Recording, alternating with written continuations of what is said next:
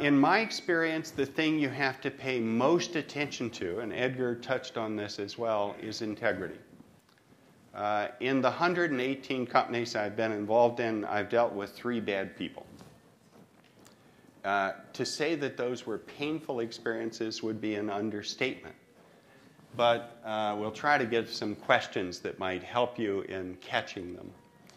One is, when confronted with a decision in which it could benefit the person or the company or the group, how will they behave? And in my experience, people who always make the decision in their own best interest are the most dangerous people possible. And so I encourage you to think hard about hiring and not ending up having those people on your team, because they are absolute poison. And whether you're investing in a company, you're working with a partner, you're hiring someone in a critical role, integrity has to be at the forefront of your thinking. I will say conflict is everywhere. And indeed, a colleague says, without conflict, there is no interest. So you have to deal with situations where people could do things that are in their best interest, not in yours. So if you don't trust them, don't hire them in the first place. For me, I try to come up with a set of characteristics of an individual that I'm trying to explore. And I've now read, I don't know how many resumes, thousands and thousands of resumes. What is a resume?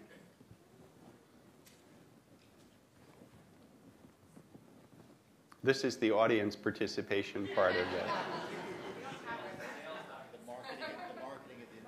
It's a marketing document. It's designed to sell you something. I always look at there are huge gaps in resumes. Sometimes you look and they're 5 years not accounted for.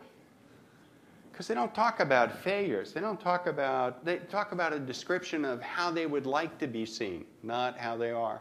So your job in hiring is to actually dig deeply and understand their track record, what they accomplished. Not what a rising tide enabled them to do, but rather what they accomplished. The other thing is, clearly it's useful to have people who have some expertise, some wisdom, some competency in a critical area. Michael Klein talked about that. Networks is critical because, indeed, it's at the core of what Endeavor is, which is you've been invited into a different network. So you now know a bunch of people or can touch people who will affect your success and failure. So when you worry about hiring someone, you need to say, who do they know and what do those people think of them? And how does that relate to exactly what I'm trying to accomplish in this business?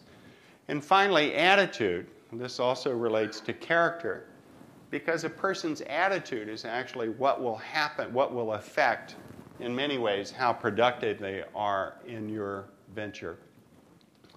Now, the other thing I would just comment on is, given that you know everything will change, it's useful in a venture to have people who are capable of change. Because in reality, your description of your product and your pricing and your distribution channels are all likely to be thrown up in the air. So trying to anticipate people's ability to change is critical.